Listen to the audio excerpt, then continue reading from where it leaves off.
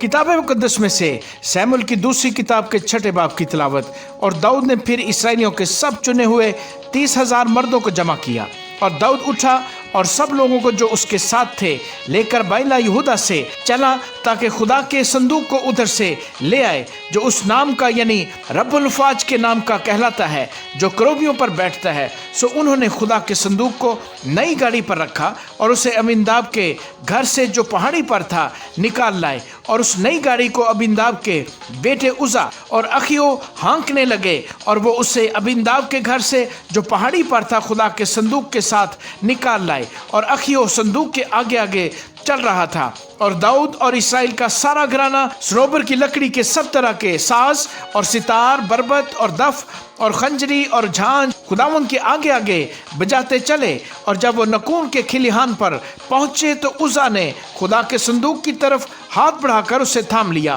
क्योंकि बैलों ने ठोकर खाई थी।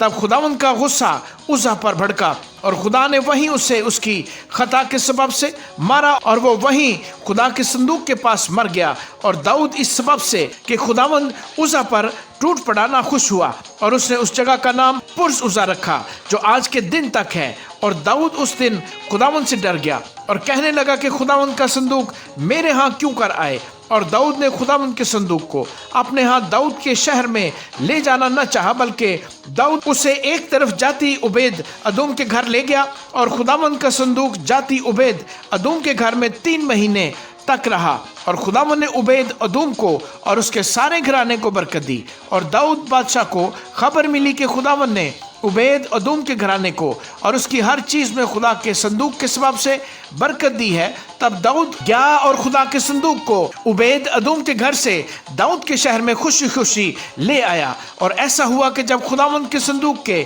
उठाने वाले 6 कदम चले, तो दाऊद ने एक बैल और एक मोटा बछड़ा ज़िबा किया, और दाऊद खुदावंद के हजूर अपने सारे जोर से नाचने लगा। और दाऊद कतान का अफूद पहने था। सो दाऊद और इसराइल का सारा घराना खुदावंद के संदूक को ललकारते और नरसिंगा फूंकते हुए लाए। और जब खुदावंद का संदूक दाऊद के शहर के अंदर आ रहा था, तो साउल की बेटी मीकल ने खिड़की से निगाह की और दाऊद बादशाह को खुदावंद के हुजूर उछलते और नाचते देखा। सो उसने अपने दिल ही दिल में उसे हकीर जाना, और वो खुदावंद के संदूक को अंदर लाए और उसे उसकी जगह पर उस खैमा के बीच में जो दाऊद ने उसके लिए खड़ा किया था रखा। और दाऊद ने सौख्तनी कुर्बानियाँ और सलामती की कुर्बानियाँ खुदावंद के आगे चढ़ाई।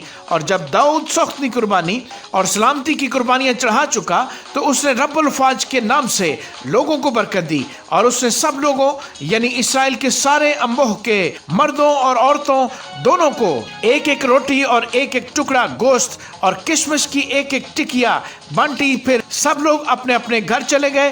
तब दाऊद लौटा ताकि अपने घराने को बरकत दे। और साउल की बेटी मीकल दाऊद के इस्तकबाल को निकली और कहने लगी कि इसराइल का बादशाह आज कैसा शानदार मालूम होता था, जिसने आज के दिन अपने मुलाजमों की लौंडियों के सामने अपने को बरहना किया, जैसे कोई बांका बेहयाई से बरहना हो जाता है। दाऊद ने मीकल से कहा, यह तो खुदावंद के हजूर था, जिससे तेरे बाप और उसके सारे घराने को छोड़कर मुझे पसंद किया, ताकि वो मुझे खुदावंद की कौम इसराइल का पेशवा बनाए। सो मैं खुदावंद के आगे नाचूंगा, बल्कि मैं इससे भी ज्यादा जलील होऊंगा और अपनी ही नजर में नीच होऊंगा। और जिन लौंडियों का जिक्र तूने किया है वही मेरी इज्जत करेंगी। सो साउल की बेटी मीकल मरते दम तक बे औलाद रही।